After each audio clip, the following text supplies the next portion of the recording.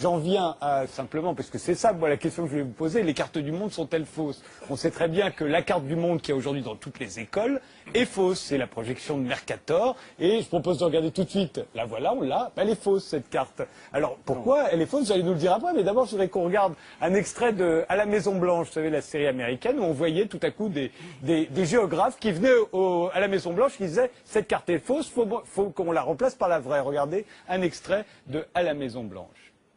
Le cartographe flamand Mercator a dessiné ce planisphère au XVIe siècle.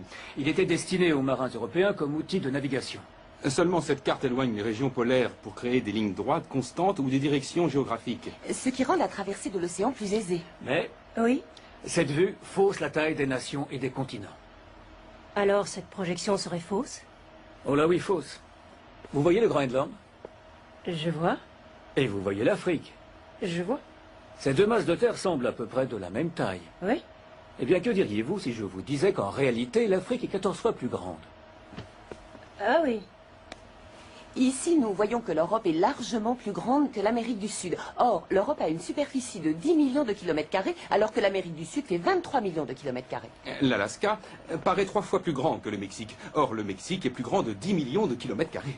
L'Allemagne est située au milieu de la carte, alors qu'elle se situe plus au nord de la Terre. Attendez. La taille relative est une chose, mais vous dites que l'Allemagne n'est pas là où nous pensons qu'elle est. Rien n'est où vous croyez. Alors où est-elle? Merci pour cette question.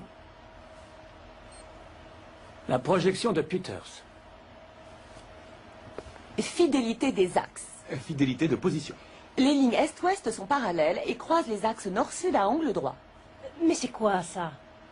C'est le monde où vous vivez.